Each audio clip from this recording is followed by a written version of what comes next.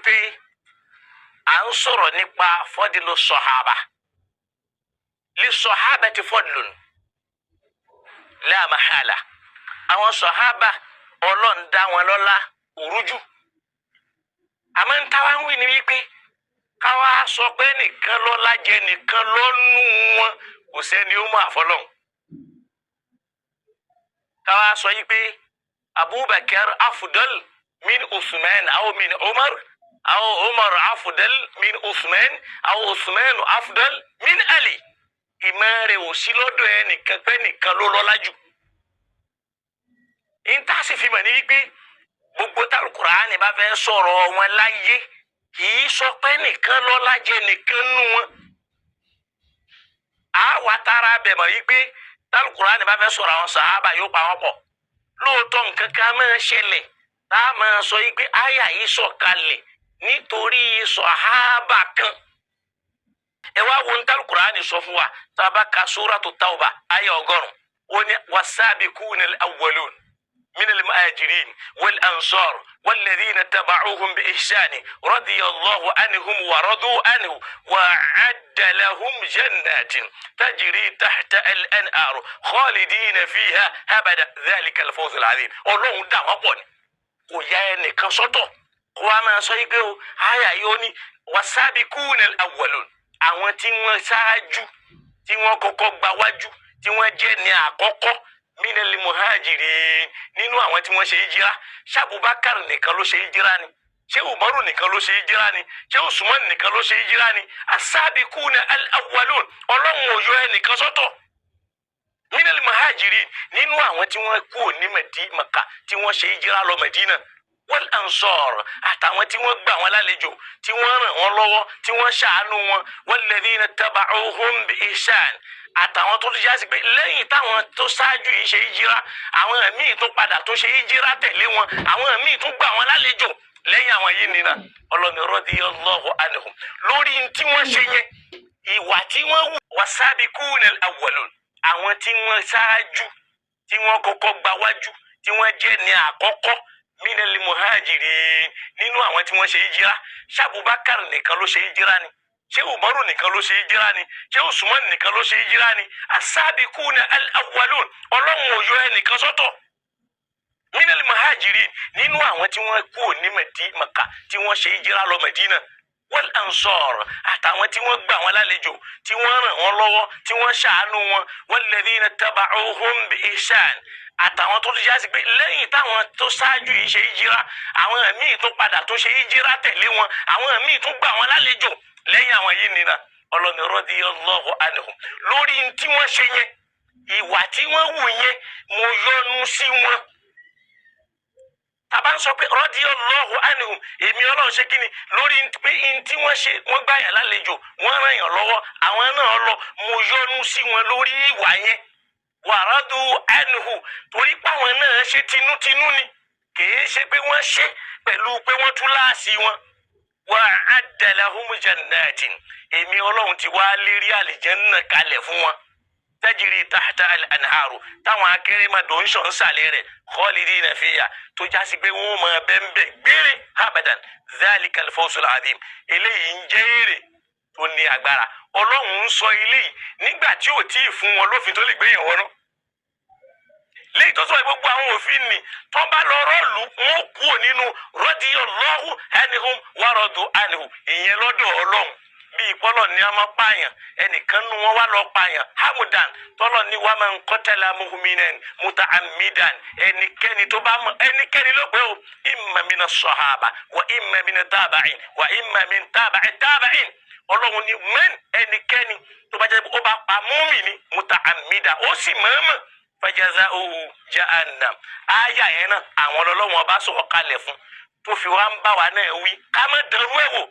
sọ ẹni tó bá ti wá pààyàn nù wọn nísìn ó ti kú ònú ìdájọ́ yẹn Ọlọ́run ò bóun wí mọ́ torí pé sọ pé rọ́dìyọ lórí tí wọ́n ṣe yìí ni mo fi yọ́nú sí wọn tí wọ́n bá hùwà tí ó bá jẹ́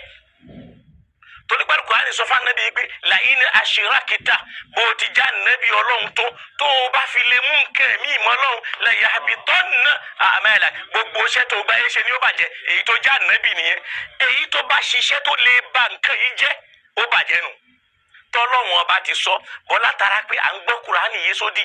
agbọ́dọ̀ dúró sí làákàyè ká gbé sójú kan ni wàhálà bá wa ọlọ́ni dhalikal fawzul azim èrè tó tóbi ni o fẹ́ni tó bá lè maintain ẹ̀. masha allahu ta'ala tá a bá tún lọ sínú suratul Fatih aya 18 a rí pé muhammad rasulullah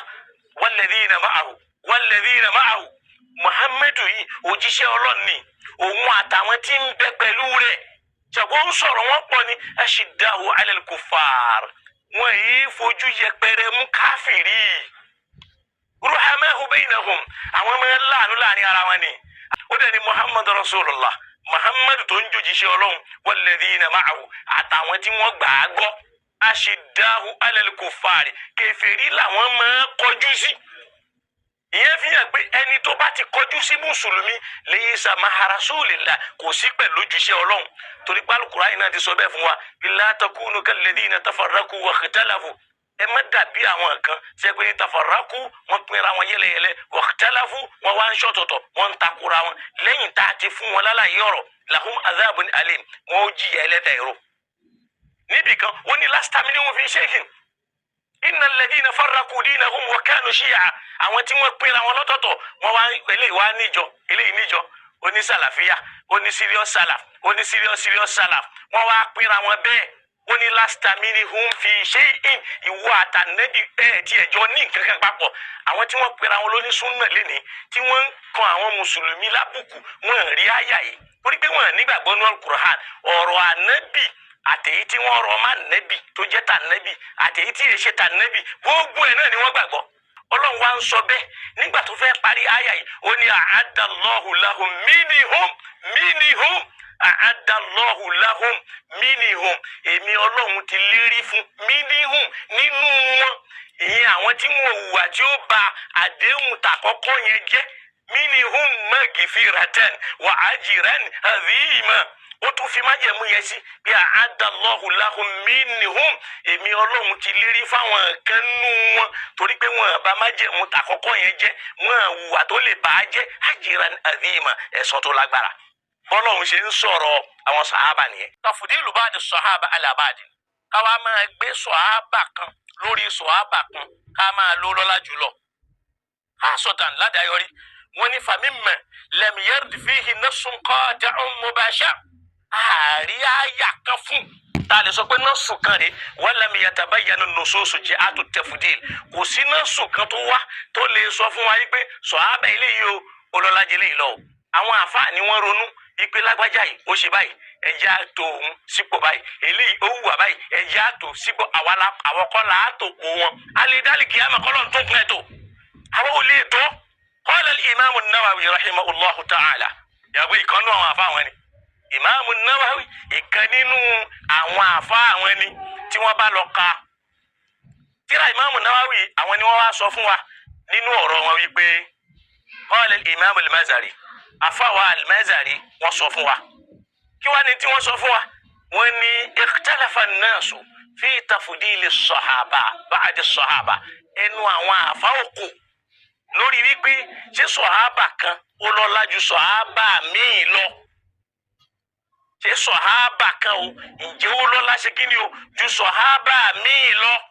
ní tí wọ́n wá sọ ní wípé faqalat ta'ifatun wọ́n láwọn àfáà kan sọ wípé la nufadil a gbọ́dọ̀ bu ọlá fẹ́nìkan ju ẹnìkan lọ. hadha qawlul imami an-Nawawi eléyìí ọ̀rọ̀ ìmáàmù Nawawi ni tó já sí pé kì í ṣe pé òun gan ló tó sọ lára àwọn àfáà tí wọn táwọn bá ń jọ yẹn ní tí wọ́n gbà lẹ́kọ̀ọ́ lọ́dọ̀ wọn níbi faqalat ta'ifatun àwọn àfáà kan táwọn bá wọn sọ fún wa wípé la nufadil àní ṣe kí ni o àní buọlá balẹ̀ nobusik agbọ́dọ̀ mẹ́nu wa dání kó o ń bi ká máa sọ pé ẹnìkan ló lọ́la kí ni o jẹ́ ẹnìkan lọ ẹnìkan ló ṣe kí ni o ló lọ́la jẹ́ ẹnìkan lọ. àmọ́ qala li jùmùhúrù yìí náà ni wọ́n wá sọ ìsìláàmù di politics pé majority carry the vote tálùkùránì sọ fún wa yìí pé wa in tanaza'tum fi shay'in farudduhu ila Allahi war rasul tẹ́ ẹ bá ń ṣe fàǹfà lórí nǹkan kan ẹ dá padà sọ́dọ̀ Ọlọ́run ẹ dá padà sọ́dọ̀ ànábì àmọ́ àwọn ò dá padà sọ́dọ̀ ara wọn làwọn jùmùhúrù ti sọ bẹ́ẹ̀ kódà bẹ́ẹ̀ nìkan bá ń sọ tọrọ. Abdullahi ibn Mas'ud sọ fún wa yìí pé àlàákù òdodo ni aljamaa òun náà ni jamaa walau kunta wahda kódà kó jẹ́ pé nìkan ṣo ni ìwọ tó sọ ìwọ yẹn ló máa jẹ́ jamaa mùsùlùmí ń gbà yẹn torí àwọn tó kù yẹn ti já gbàbọ̀ mí lọ. So wọn ládàánú àwọn amáwọn jumuhur àwọn sọ pé bíi tafudil agbọ́dọ̀ bu ọlá fún wọn káàmọ́ bí kó wa wọn ṣe rí wattafaqa ahlusunna ìyẹn ló máa wọn tí wọ́n já wọn ahlusunna ni wọ́n fi fẹ́ nú kò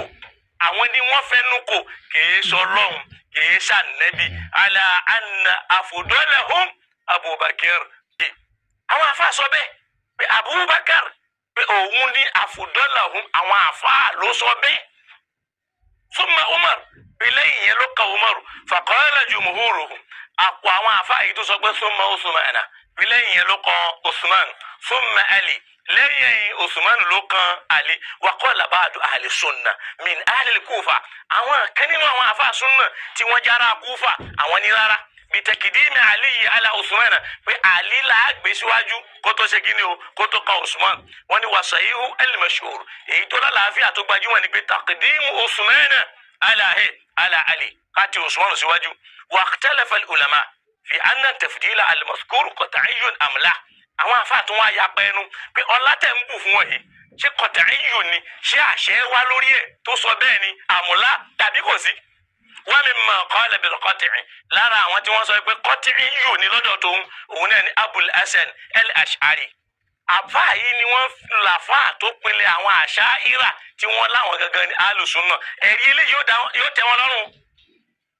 wọ́n á dẹ̀ máa láwọn Asha'ira yẹn wọ́n yẹ ṣe kíni wọ́n yẹ ṣe àfáà ní wahum fil fadli ala tartibihim fil imama àwọn tá à ń sọ ni a máa bu ọlá wọn gẹ́gẹ́ bá a ṣe tò wọ́n níbi aṣíwájú bí Abubakari òun ni khalifa àkọ́kọ́ Umaru ló tẹ̀lé Usmanu ló tẹ̀lé Ali ló tẹ̀lé nígbà tó jásí pé ní wà mí mọ̀ nǹkan ẹ̀lẹ́bẹ̀ àná ijtihadiyun lára àwọn afáàsùn àwọn kan pé ìgbìyànjú lásán ni zanniyun àkàndá bẹ́ẹ̀ ni kò sẹ́ẹ̀rí kan fún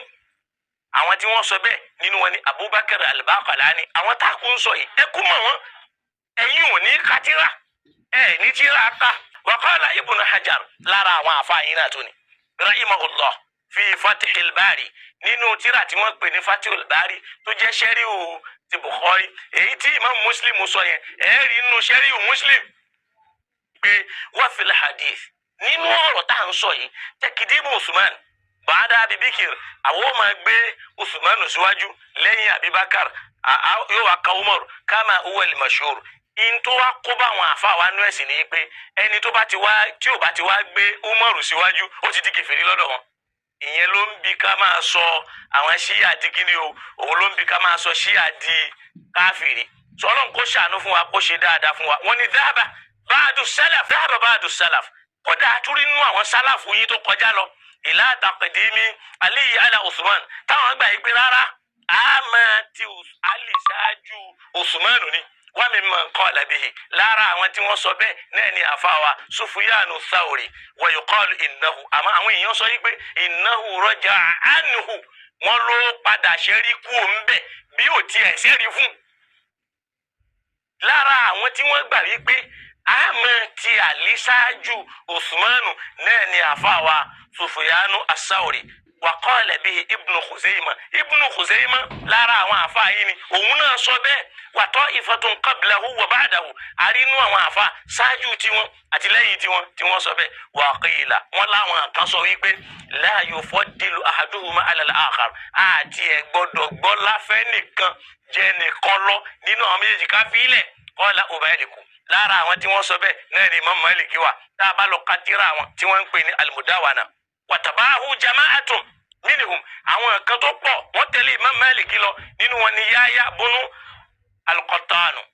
lára àwọn tí wọ́n tẹ̀lé wa minal mutaakhirin lára àwọn àfáà tí wọ́n tún wá dé lẹ́yìn tàwọn àfáà tó ṣáájú ni nínú wọn ni Ibn Hazm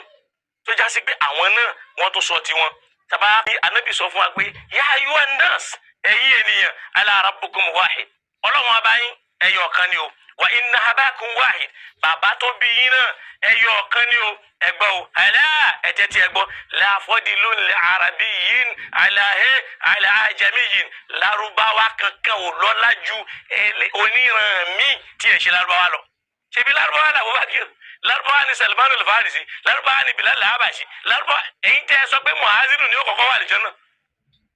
tẹ́ẹ̀dá ń ṣe tẹ̀fùdílù àwọn kan tí wọ́n ẹ̀ ṣe muhazinu ẹni muhazinu yóò ṣíwájú ìmáàmù wọ tó yẹ kí bẹ́ẹ̀ ni ṣe bíbí lálẹ́ yẹ ká sọ pé òun náà ló wà afdal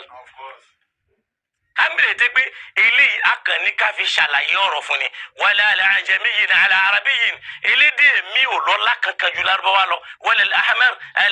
ala aswada èèyàn pupa kò lọ́lá jẹ́ èèyàn dúdú wala aswada ala ahmara èèyàn dúdú ò lọ́lá jẹ́ èèyàn pupa illa bittaqwa kọjá àbẹ̀rù ọlọ́run ọlọ́run dẹ̀ sọ pé wà a'lamu bimani ittaqa ọlọ́run ló mẹni tó ń bẹ̀rù ẹjú kò fi hẹ́ nìkan níjọ́ tá nàbí sọ̀rọ̀ yìí ó ní abalaghtu ìjẹ́ mo jíṣẹ́ ọlọ́run qalu balagha rasulullah wọn lá nàbí ó ti jíṣẹ́ o ànábì ṣe kí ni o ó jíṣẹ́ o eléyìí náà ń bẹ o nínú hadith o tẹ́ bá lọ kà nínú musnad imam afawa ahmad nínú hadith 22978